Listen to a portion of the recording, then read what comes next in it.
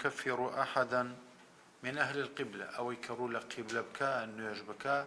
وكافرين نازانين بذنبين بهوي أو كتاواني أنجام بدا وهندي العلماء دفنون بذنبين بفرموا بكل ذنب باشتربوا بكل ذنب باشتربوا بەڵام ئینسان نەک بەهۆی هەموو تاوانێک و بیکات وادام بە حەڵاڵی نەزانێت کافر نابێ جاری وایە ئینسان تاوانێک ئەنجامەدا بە حەڵاڵیشی نازانێ و کافریش دەبێ ئینسان ئەگەر بە حەڵاڵیشی نەزانێ و گاڵتە بە نوێژ بکا کافر دەبێ ئەگەر بە حەڵاڵیشی نەزانێ ئیستیهزا یا قسەی ناڕێک بە پێغەمبەری خوا بکە عەلەیهی سەڵات وەسەلام با بڵێ بە حەڵاڵیش نەزانێ هەر کافر دەبێ ئینسان ئەگەر قورئانێکی پیرۆز بخاتە جێگەیەکی نەشیاوە ناو زڵدانێک و جێگەیەک و بە حەڵاڵیشی نەزانێ واتە هەندێک لە شوڕاح ئەوانەی شەرحی مەتنی تەحاویان کردو دەفەرمن جوانتر وابوو کاشکایە بیفەرموویە بذەنبین بكل ذنب نە بذەنبین جا لێرە ئینسان بە هەموو گوناهێکە ئەنجامێدا کافر نابێ بەمەرجێک ئەو گوناهە ئینسان ئەگەر خوا ڕێگەی لێمان گرتووە کە ئەنجامی نەدەین کە ئەنجامدرا عوقوبەی هەیە وە کەفارەی هەیە ئەگەر لە دنیادا ئینسان کارێکی وا بێشەرعی ئەنجامدا بەڵام بەمەرجێ بە حەڵاڵی نەزانی پێی کافر نابێ وەکو باسمان کرد لەوانە کە هەندێکیان نەبێ ئیستیسناییتیایە هەمووی دەگرێتەوە کەسێک کە زینا بکا و بە حەڵاڵی نەزانێت کافر نابێ کەسێ مەشروب بخوا و بە حەڵاڵی نەزانێت کافر نابێ کەسێ قەتل بکا و بە حەڵاڵی نەزانێت قەتلەکەی نەحەق بێ لەسەر حەق نەبێ کافر نابێ ئەلێرا بۆی ئەهلی سونە و جەماعە لەسەر ڕاڕێوێکی متەوەسطی جوانن کەوا پابەندی قورئان و سونەن مرجیئەکان گەر تەماشا بکەین ئەوان قسەی جیاتریان بووە بۆچی ئەوان لەگەڵ معتەزیلەکانە لەگەڵ خەوارجەکانە هەرێکی لایەکیان گرتووە کەوا هەندێکیان پیان وە بۆ ئینسان بە گوناه کافر دەبێ هەندێک هەڵێن ئینسان کە ئیمانی بوو گوناه تەئسیری لەسەر نییە بەڵام ئەهلی سونە و جەماعە کە متەوەسطە لەم بەینان دەفەرمن ئینسان بە گوناه کافر نابێ مەگەر بە حەڵاڵی بزانێ ئەمە یەک هەموو گوناهی ئینسان کافر ناکە دووەمیش ئەوەی کە ئینسان گوناه ئەنجامەدات ئەوە نییە وادام باوەڕی هەیە زەرەی لێ نادە نەخێ زەرەی لێدە ولا نقول لا يضر مع الإيمان ذنب لمن عمله واتە شێخی تەحاوی دەفەرمێ وەکو مرجیئەکان ناڵێن هەر ئینسانێک کە باوەڕی هەبووی تر هەر عەمەلێکی خراپی ناشەرعی بکات زەرەری پێ ناگەیەنێ چونکە بێگومان زەرەری پێ دەگەیەنێ باوەڕدار ئەگەر ئینسانی باوەڕدار ئەگەر تاوان بکە زەرەری نییە بێشەرعی بکات زەرەری نییە بێگومان زەرەری لێ دەدا و هەمومان دەزانین زەرەری لێ هەیە و تەئسیری لە ئیمان و تەقواکەیشی هەیە بۆیە ئەهلی بەهەشت ئینسانی لە دنیادا کە باوەڕدار بێت دەڕاتە بەهەشتەوە بەڵام جاری وهەیە ئەم ڕێگریە لە بەردەمیا دروست دەبێ بۆ چوونە بەهەشت بۆ هۆی چیەوەیە بەهۆی گوناهەکەیە لە دنیا ئەنجامیدا بەڵام خۆ ساحیبی ئیمانە هەموو ساحیبی ئیمانێکی بەلای ئەهلی سونە و جەماعە دەڕاتە بەهەشتەوە چی وای کردە ئەم خاوەنی باوەڕە درەنگ دەڕاتە بەهەشتەوە تاخیر دەڕاتە بەهەشتەوە بذەنبین بەهۆی تاوانێکەوە واتە ناڵێن وەکو مرجیئەکان لا يضر مع الإيمان ذنب لمن عمله چۆن زەرەری نییە بێگومان زەرەری هەیە ڕەسوول الله عەلەیهی سەڵات وەسەلام بەرامبەر بە سەحابیەک کە شەهید بوو بێ نەیفەرمووە کە قەرزێکی لەسەر بوو بێ تەئسیری هەیە وقال عليه الصلاة والسلام نفس المؤمن معلقة بدينه أو آية إنسان أجر رسول فرمي عليه الصلاة والسلام مثل الغني ظلم أو كسيك الدولة من دو قرزار نايداته تواناي هيو نايداته ظالمة وتليرا أجر كسي تواناي هبي وقرز داته ونيشي داته آية كسب باوردارة أي بوتا ما يزرر بويان نبي كمان بوا گەورەترین زەرە لە ئینسان ئەوە نییە کە منعی بەهەشتی لێ بکە ئەو تا منعی بەهەشتی دەکات بۆیە شێخی تەحاوی خوای لێ ڕاجێ دەفەرمێ ولا نقول ئێمە وەکو مرجیئەکان ناڵێن لا يضر مع الإيمان ذنب لمن عمله بێگومان يضر مامۆستا بەڕێزەکان هەر کەسی ئەنجامی بدا زەرەری هەیە ئەمە لەگەڵ ئیماندارە بەڵام کەسێکی باوەڕدار ئەنجامێدا ئەو هەر ئەهلی بەهەشت نییە هەر بۆ جەهەنەمەڕۆ بەڵام بەهۆی ئەی کەسێ جەهەنەمی بێ لێرە ئەم تاوانە ئەنجامەدە چ زەرێکی بۆ هەیە خۆ ئەو هەر جەهەنمیە نە عوقوبەی زیاد دەکات لە مەقامێکە بۆ مەقامێ لە جێگەیەکی تونتر بۆ تونتر لە توندەوە بۆ تونتر لە قەبیحەوە بۆ ئەخبەح لا تجديد وبو أشد أما كوجودي هي شون لا أحسن حسن وبو أحسن معنى لا قبيح شدور برسان بو أقبح معنى ونرجو للمحسنين من المؤمنين أن يعفو عنهم أو جاء شيخ الطحاوي ده فرمي يا مسائل إيمان دار كرولا قبلة بيو تاوانيش بكا وبحلال نزاني بينالين كافر ورجامان ويل لا إخوة تعالى جل وعلا عفيك أم إيمان داره يعني إيمان دار رجاي هي بو أم إيمان دار الرجاي بشي بودكا بوي كوا خوا عفيك وبهوي نقصان كانوا بربستك نبي لبردميات شون كبو عفوی خوا بۆ کێ نییە بۆ کافر نییە لە دنیادا هەموو ئیماندارە دەتوانێت دوعای هیدایەت بکە بۆ کافر بۆ مشریک بۆ مەجوسی بۆ یەهودی خوا هیدایەتی بدەیت بەڵام کەمر جایزە بڵێن خۆیان لێ خۆش بێ بێگومان نەخێر چون دوعای خەیر داوای لێ خۆشبوون بۆ کافر نییە و شەفاعەت بۆ کافر هەیە بێگومان نییە أو جاء ما مساق شريسة كان خوي تعالى كات إنسان دمري كات إن الله لا يغفر أن يشرك به ويغفر ما دون ذلك لمن يشاء أما الكاتب بمري واعي خلا تعالى جانبه شركي شكر يعني درجة والانية ولايا جيلي الصحابة برزا كان تماشا السيرة يمكن بتبرسيان تدا أبوها دار پرستیان تێدا بووە ئەسێرە پەرستیان تێدا بووە ئەنواع ئەدیانی تێدا بووە شرک و کوفرەوانە بوو بەڵام خوا هیدایەتیانی داوە لیان وەرگیرەوە بەڵام لەکوێ خوا لێی خۆش نابێ ئەو کەسێک کە دەمرێ و دەڕوا بەرەو قیامەت بەس خوای تەعالە لە کێ خۆش دەبێت جگە لە شرک و کوفر کە ئەنجام درا هەر تاوانێک بێ خوا لێی خۆش دەبێت چونکە بۆ موسڵمانە و ساحیبی گوناه و تاوانە لێرە ڕەحمی خوا كي دقريتها إيمان دار دقريتها بويا الشيخ طحاوي دفرمي ونرجو للمحسنين من المؤمنين أن يعفو عنهم وتأم عملاني كإنسان أنجام دا بوهي باورك يوا أبيته كارو السبب كبرنا وبهشته بلام ديت تذسر حديثه صحيح في غمر إخوة عليه الصلاة والسلام كده فرمي لن يدخل الجنة أحد إلا برحمة الله هیچ کەسێ ناڕۆتەنەوە بەهەشتەوە ئیلا بە ڕەحمەتی خوا نەبێ ئەیتر لێرە پرسیارکەرێ پرسیار دەکا باش هەموومان بە ڕەحمەتی خوا دەڕوێنە بەهەشتەوە ئەی عەمەلی صالح یانی چی ئەی ڕۆژوو یانی چی ئەی سوننە یانی چی ئەی جەماعەت یانی چی ئەی زەکات سەرفیترە ئەڵێن ئینسان عەمەلی صالح هۆکار و سەبەبە بەڵام ئەنجامی دەدەین هێشتا هیچی ناکاتە بای و نرخی ئەوەی کە خوای تەعالە بەهەشتمان پێ عەتاکە و داخلناوە بەهەشتمان دەکات ولله المثل على پیاک دێت وەصف دەکات وەسایەکیشی بمان کردووە وەسای وا دەست ڕەنگین و جوانمان هەر چاو پێ نەکەوت ئەوەندە ئیشی جوان ولله المثل الأعلى بەڵام دوایی دێت زەمی دەکات بۆ نمونە کاکە وەڵی وەسعەکە بۆ دڵم نەبوو بوو خۆ تۆ زۆر وەسفت کرد ئەی وەڵا لەسەر مەسەلەی پارەکەم پێ نەدا بۆ ئیشەکەی زۆر جوان بووی جوان بوو بەس ئەو پارەی ئەو داوایە کرد ئیشەکە بایەوە نییە عملەکە کەمترە بایەکە زۆرترە بۆیە عولەمایان دەفەرمن کاتێ ئینسان عەمەلی صالح دەکات سەبەبە هۆکارە بۆ چوونە بەهەشت أي بوتي رسول فرمي لن يدخل الجنة صلى الله عليه وسلم أحد إلا برحمة الله يعني أو بهشتي خوا خلقي كردوا حتى عمل جامدين هشتا نيو بايكينية بيسمان بچي هي بالرحمة خواهي بيسمان بالرحمة خواهي كإنسان كصاحب باور نبو عمل صالح نبو أو رحمة شي برناك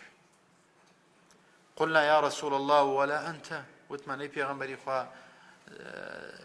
بريستيش هروها قال ولا أنا إلا أن يتغمدني الله برحمته منش بالرحمة خوا نقم منك أنا ورحمتي خويا ناس منا وبهشتك إيوه أليرا ليرا بمان دردك بيه هم من دبيتشي بين باورك تواما هبي بالرحمة خوي تعالى ونا أميد نبين شونك الشيخ الطحاوي ده فرمي ويدخلهم الجنة برحمته دمان خاتنا وبهشته بالرحمة خوي ولا نأمن عليهم باوردار ئێمە باوەڕمان وایە ئەمین نین لە هیچ کەسێ بڵێن وەڵڵاهی ئەم کەسە تەواوی تر بەهەشتیە هاما مەسەبەرزەکان ولا نشهد لهم بالجنة ئەمین نین لەوەی کەوا ئایا دەڕۆیان ناڕۆ دەڕاتە جەهەنەم یا دەڕاتە بەهەشت ئایا داخل بێیان نا وەشایەتیش نادەین ئەمە هەر بەهەشتیە چون کەلیمەی یەقین عبارة لغيب غيب الذاتي الله نبي هيك كسي نايزاني بۆچی دەبینین جاری وایڵێ فڵان کەس خوا لێ خۆش بوو ئەمڕۆ لە دنیا دەرچوو بەڕاستی ئەڵێن خۆی تەعالە بە فەقیرەکەی خۆی لێمانی وەرگریەوە نوێتە کەلیمەیە کە زیادە ڕێوت هەیە بەڕاستی ئەم شایەتیدانە خراپە خوا لێ خۆش بوو کێ هەواڵی بە ئێمە داوە خوا لێ خۆش بووە سەحابیەک وەفاتەکە و چەند سەحابیە لە خزمەتی پێغەمبەری خوا عەلەیهی سەڵات وسەلام کەم دەفەرمێ ئەی ئەو کەسەی خوا لێت خۆش بێوە خوا و ڕێزەی لێت ناو قەدری لێت نا پێغەمبەری خوا فەرمی تۆ چوزانی صلی الله علیه وسلم یعنی ئەگەر خوا هەواڵ نەداتە ڕەسوڵ اللهش نایزانی عەلەیهی سەڵات وسەلام تۆ چوزانی واتە ئێمە چەند جار ئەڵێن خوا لێ خۆش بووە و ئەم بەندەیەمان خوا لێی خۆش بووە هەواڵ بە ڕابردوو زۆر خراپە بۆیە بەڕاستی ولا نأمن عليهم ولا نشهد لهم بالجنة بەڵام لەکوێ نشهد ونشهد لهم بالجنة ئەوەی کەوا دلیلمان بەدەستۆ بێ ئێمە عەشەرەی مبەشەرە دەڵێن پێغەمبەری خوا فەرمی صلی الله عليه وسلم بەڵام تەمەنامان هەیە ڕجامان هەیە داوامان هەیە تەڵەبمان هەیە خوای تەعالە گشتمان بخاتە بەهەشتەوە ڕجا و داوا جیایە لەوەی هەواڵێکی لە یەقینەوە بێ و داخل بوو بێ ئەم دوو شتە لە یەک جیاوازن ولا نشهد لهم بالجنة ئەو جا ونستغفر لمسيئهم داوای لێ خۆشبوونەکەین بۆ کێ بۆ ئەوانیان کەوا تووشی تاوان بوونە هەڵەیان بووە نوقسانیان بووە لەگەڵ باوەڕەکەیانە ونخاف عليهم ترسیشمان هەیە بۆی ئەو گوناهانەوە سزایان بدرێ یعنی نابێ ئینسان ئەوەندە ئەمین بێ بڵێ من ڕزگارم بۆ کورە ئەوان لەوانە دەرچوینە بەخوا تازە ئێمە بسوڕێن و تازە نوێژ نەکەین و تازە ئێمە چی ناوانییە بێگومان ئەوە هەڵەیە وەکو ئەوەی کەوا بۆ ئینسانەکان هیچ کەسێ لە ئێمە ناوێ بڵێن ونخاف عليهم بێژین وڵا ترس نەمان شتیوانە ولا نقنطهم بەڵام چییە کەسەکەیش محروم ناکەین لە ڕەحمەتی خوا لا تقنطوا من رحمة الله بۆیە مامۆستا خۆشەویستەکان لێرە شێخی تەحاوی ئەفەرمێ وەکو ناومێدیشیان ناکەین لەگەڵەوەیشا ناومێدیان ناکەین لە بەزەی خوا و ڕەحمەتی خوا لێ خۆشبوونی خوا بەڵام دڵنیابوون بڵێن تۆ خوا ڕەحمی پێت کردەوە بەخوا بێگومان ئیسا وەقاچ خۆی وەک پەپولێ لە بەهەشتا ئاسۆڕێتەوە یعنی ئەمە یعنی چی دڵی کێ خۆشەکە خەوەر بە کێدا کێ گوتێتی وایە پیاوی وا دەستپاک لەسەر ئەرزان نەوە پیاوی وا خواناز حتا باسی دین تەکرد ئەو لەقەیەدا دۆی بەڕێزانی چێژن پیاوی وا هەنەو عومەری کوڕی عەبدولعەزیز بوو کوورە بابە ناکرێ هەمووی لەسەر زوبانمان تۆ وەردەگیرێت تۆمار دەکرێ ئینسان لە خۆی قسە بکە والأمن والإياس ينقلان عن ملة الإسلام دوشت ئەوەی کە ئینسان دڵنیابوون لەوەی کە من هەر بەهەشتیم خوا بەزەی پێما هاتووەتەوە من بەڕەحمەتی خوا کەوتوم بەڵام بۆ من نییە عەزاب بۆ من نییە سزا بۆ من نییە فێڵی شەیتان بۆ من نییە مەکر بۆ من نییە ئەمە و یاس و یەنقولانی بێهیوابوون بێئومێدبوونیش ئەمانە ئینسان دەگوێزێتەوە نەقلی دەکا عن ملەتی ئیسلام لە ئیسلام دەرمان دەکا لەو پرۆگرامە جوانە شەینەی کەوا لە خزمەتی داین دەرمان دەکا مامۆستا خۆشەویستەکان بۆیە خوای متعالە فەرمێ فلا يأمن مكر الله إلا القوم الخاسرون کێ ئەمینە لە مەکری خوا ئیلا خەسارمەندەکان نەبێ مامۆستا بەڕێزەکانی ئێمە بۆیە وشيخ طحاوي دفرمي وسبيل الحق بينهما لأهل القبلة بريك هي زور دنيا يعلم بهاشتي بريك شيء بخوا لا تازه اما خوا راح بينك وجهنمي بريك الدنيا بو من تازه سر كوتم هيك ما سرنايا بريك شيء بعضي كشاتو لم لا جنا تازه اما بجوري كتر ديبات الروا اعلم بيني امدوانا كباس ما كل خدمتانا ما يزبون يا ضلنيابون لبيني امدوانا اهلي حقيقه دايا كواها لبيني خوف والرجاء ده لبيني خوف والرجاء وسبيل الحق بينهما لاهل القبله ريكي حق الراس دروز لنيواني امدوانا كباس ما كن سزاي خواي ونا اميدبون لرحمتي خوا هردو كيان لبيني امدوانا كخوف الرجاء واهلي سنه اهلي حق كوا بردوان ده ترسيل وي كوا خواي تعالى لي ورنقري يا عفوينك لقلوش خوينا اميد وما يسنك للرحمه پروردگاري جل وعلا يعني انسان نابي مغرور به نابي خوشي محرومك بە هەردوو تەرەفەکە ئەگەر جاری وایە کەسەکە ئیفرات و تەفریتی تێدا هەیە هەم لە غوروریەکەیدا هەیە هەم لە چیدایە مامەسە خۆشەویستەکان هەم لە دڵنیابوونەکەیشی تێدایە بۆیە شێخی تەحاوی دەفەرمێ ولا يخرج العبد من الإيمان إلا بجحود ما أدخله فيه إنسان بچی داخل ناو ئیسلام دەبێ لە ئیسلام دەرناچێ ئیلا مەگەر بەوەی کە داخل بووە ئینکاری بکاتەوە پێشەکی بەچی ئەشهەدو ئەن لا إله إلا الله وأشهد أن محمد رسول الله بەمە داخل بووین بەڵێ جحود ئینکارکردنی ئەم دوو بڕگەی کە باسمان کرد ئینسان هەم لە ئیسلام دەردەکاتەوە لە ئیمانیش دەری دەکاتەوە کاتێ دەری دەکاتەوە هەرێکی لەمانە باوەڕ کاتێ باوەڕبوون بەخوا باوەڕبوون بە مەلایکە بە پێغەمبەران بە ڕۆژی دوایی بە قەدەری خەیر بە قەدەری شەر بە کتوبەکان ئەمانە داخل ناو ئیمانمانەکە ئەی بێ باوەڕبوون و ئینکارکردن هەرێکی لەمانە هەم دیسان لە ئیمان بە دەرمان دەکاتە دەرەوەکو خوای متعالە فەرمی وجحدوا بها واستيقنتها أنفسهم ظلما وعلوا کێ ئینکاریان لە موسا عەلەیهی سەلام کرد لەسەر ئەوەی کەوا موعجیزەکان ئینکاری موعجیزەیان کرد کە موعجیزەی نییە کە پێغەمبەریش نییە و دەیشانزانی هەیە وایش یا مامۆستا بەڕێزەکان بۆیە ئینسان جوحودکردن کۆڵیکردن ئینکارکردنی شتی حەق ئینسانی پێ کافر دەبێت شێخی تەحاوی دەفەرمێ ولا يخرج العبد من الإيمان لە باوەڕ ناچێتە دەرەوە إلا بجحود ما أدخله فيه إلا بەوە نەبێ واتە لێرە ئەگەر دەبینین خوای متعال جل وعلا لە ئاەتێکە باسێک دەفەرمێ هەم عولەمایان هاتوون ئەڵێن شێخی تەحاوی شتێک تری بفەرمایە لە ناوەمان جوانتر بوو جاری وایە ئینسان جوحودیشی نییە و لە ئیمان دەرەچێ ولئن سألتهم ليقولن إنما كنا نخوض ونلعب خۆ هیچ بێباوەڕێکیان و جوحودێکیان لە بوونی خوا نەکرەوەی کە پێی داخل بوون بەس دەیان گوت چی ئێمە بۆ خۆشی و یاری ئەمە ئەڵێین قل أبالله وآياته ورسوله كنتم تستهزئون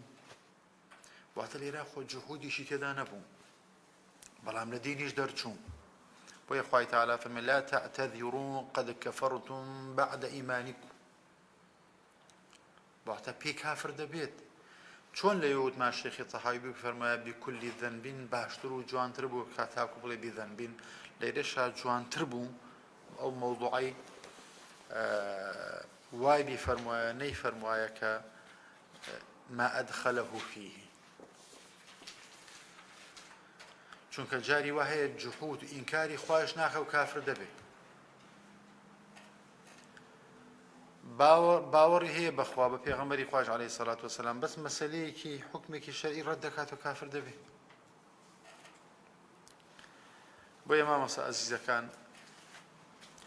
بۆیە زانایان خوای گەورەیان لێ ڕاضی دەفەرمن ئینسان بەس ئەو سێ جۆرەی کە ڕوودەدا دەوێتە مای دەرچوونی لە ئیمان جاری وایە مەسەلەکە بڕوایە ئیعتیقادیە کە پێی کافر دەبێت و جاری وایە قەولیە زبانی پێی کافر دەبێت و جاری وایە عەمەلیە ئەو فعلیە پێی کافر دەبێت ئەوە نییە تەنها بڵێن وەکو چۆن وتمان باوەڕ هەم اعتقاد و باوەڕ لە ناو دڵدایە و ئەبێ دڵی دانی پێ بنێ و زوبان بێڵێ و جەواریحی ئەندامەکانیشی عەمەلی پێ بکە لە مەسەلەی کوفرەکەیشە جاری وهەیە بە زوبانە جاری وهەیە بە عەمەلەکانە کە ئینسان پێی لە ئیسلام دەردەچێ بۆیە کاتێڵێ لە ئیسلام لە ئیمان پێی دەرەچێ ئەو جاهاتە تعریفی ئیمانەکەت بۆ دەکا ئیمانەکە چێ والئیمان هو الإقرار باللسان ئیمان ئەوەیە کە ئینسان بێ بە زوان بیڵێ والتصديق بالجنان وأبيت ضليش داني بيابني وبراسي بزاني طبعا أنت أكو إيرامتي بيوتري تعريف أبي حنيفة خوالي الرازي أبو إيمان بلان بلاي جمهوري سلف وخوالي الرازي كقولي إمام مالك وإمام شافعي إمام أحمد شرط كتير يدايا والإيمان هو الإقرار باللسان والتصديق بالجنان والعمل بالأركان واتە بێ عەمەلی لەگەڵا بێ کەسێن بڵێ من باوەڕدارم بە بێ عەمەل چۆن دەبێ بۆیە لێرەدا فرق بين تعريفك أبي حنيفة والصواب والراجح قول الجمهور، قول الجمهور صوابه في إنسان عمل قلبه. مرجئة كان هاتون أظن بس إنسان بزبان قلت بيتي كافية شون كردوه بيواني بيوانية. أقول تماشي عقيد شرح كان الشيخ أبي العز بكينا ويش كشرح الطحاوي ذكره كرامي كان هاتوا أو أنا شغلين بس داني بيابني بزباني تكافي باش ما مصبر إذا كان أي جهمي كانش بس الله الزوانيش نعم لضلا حبيت الكافي والله ما ويك راس دروسه ويك أهل السنة جماعة لسرين أوان أبي بلين والإيمان هو الإقرار باللسان والتصديق بالجنان والعمل بالأركان. أهل السنة جماعة والجمهور لسروية بوابه. وجميع ما صح عن رسول الله صلى الله عليه وسلم من الشرع والبيان كله حق. وأويشي بريك الراسي هاتو بصحيح جيشتو بأيامه كراسي دروسي بو ألين بصحيح وراسي دروسي أو إلى بيغمري خوابي عليه الصلاة والسلام يمن باور من بيو دلين تواوه حق الراس تخوا أمري بيه فرموه بوشي كلمة راس دروس كنا بين بولاي بيغمري خوابي عليه الصلاة والسلام راس دروس كنا بيوديا والنقلة أجر بالراس دروسي نقل كرا بأيام جيشتي بوي باسي وكان حديثة سقيمة أو صحيحة أو حديثك ضعيفة أو حديثك حسنة أو حديثك صحيحة هذه كلام معنا يعني بيوانديني والذاتي فرمودك في پیغمبر خدا عليه الصلاة والسلام وچند إمام أحمد قايقوري الرازي فرميه حديثي ضعيف لا يمن خوش يسر لأقوال علماء أو حديثي كموضوع إنسان هيج باوريه بيني برام حديثي ضعيف بكل رد نكرهته وكن نووي وعلماء رحمة خواه لسر بدا فرمن حديثي ضعيف عملي بيكر لفضائل أعماله بس لأحكامنا بويا ليردا دلين أوي بصحيحي بيما جيشتو هي بيغمبري خوابي عليه الصلاة والسلام قولا وفعلا وتقريرا يما باورنا عن بيتي همي براز زاني والرون كرنو بيانكيشي كشتي حقه خواهي تعالى خسيد لي بيغمبري خواه وبيغمبري خواشي بي أغدار كردوتا صلى الله عليه وسلم بويا أمي كباس مانكن همي بيودري راسي ودروستي راو بوچوني أهل السنة والجماعة وكل سر بازي بيغمبري خو صلى الله عليه وسلم خلفاء الراشدين وأصحابه بويا ليراد وسين كد الشيخ طحاوي فرمى والإيمان واحد وأهله في أصله سواء كبو بشكل دقيق صدقين زيادة الدروات بويا ليراد وسين لخدمتنا أقرب مني إن شاء الله درسي داهتو زيادة الشرح أم برقانش دكين كلباسي إيمانو باسي زبان ودلو وأركان كان شابه فيقول لي يمول برستان خوش به فاي متعال عاقبة ما خير كوشار زمان كلا أمدينا فاي متعال لبرخاتنا وجوانا كاني قنش كان من بارزي لهمو أفكاري شي فاسد وخراب فاي تعالى التقوى من زياد كي فاي متعال لسر بعزكي خوي استقامه بردوامي من ببخشه آمين والحمد لله رب العالمين وصلى الله وسلم على نبينا محمد وعلى آله وأصحابه أجمعين والسلام عليكم ورحمة الله وبركاته. السلام عليكم. ولا نكفر واحدا من أهل القبلة بذنب ما لم يستحله. بلى. حديث لا يزني الزاني وهو مؤمن ولا يسرق السارق وهو مؤمن. يعني هذا إيمان نبيت يعني شيء يعني لا إيمان درسي يعني كفرني أو كذا كافرني. جمهور علماء دفر من يزني زانين وهو يعني إيماني كامل نينك بإيمانه وكاتبه تكميله نكبه نمانه رسول الله إلا زاني أو مشرك يعني الزاني لقال مشركة يعني تقريبا أو هروا قبل يعني ما مصير يعني يزك شركة بيت والإيمان درجة بلى بام خدمتي ما مصير خوش يسكم إما يعني بيش وعفو بيش وتوبة يعني هذا زنا وكاتب بلى إنسان كاتيك علماء للشرح وحديثات قولية كم دفر من باوركة ليا باوركة شي بيديت كم دبيت كامل نية نكنا مينه دوهم أقرب لين نماوة أويان كوتانية شێخی تاحاوی قەیدەکەی هێناتوە مالەم یەستەحیلەوە بە حەڵاڵی بزانێ نامێنێ دوو قاخ لە خزمەتە ئاگات دەبێ مامۆسای خۆشەویستی یەکەمیان ئەوەیە کە دەڵێ ئەم کەسێک کە زینای کردووە باوەڕی تەواوی نەما نەک باوەڕ بوو دووهەمیشیان ئەگەر بڵین باوەڕی تەواوی نەما کە بە حەڵاڵی زانیوە بۆیە باوەڕی تەواوی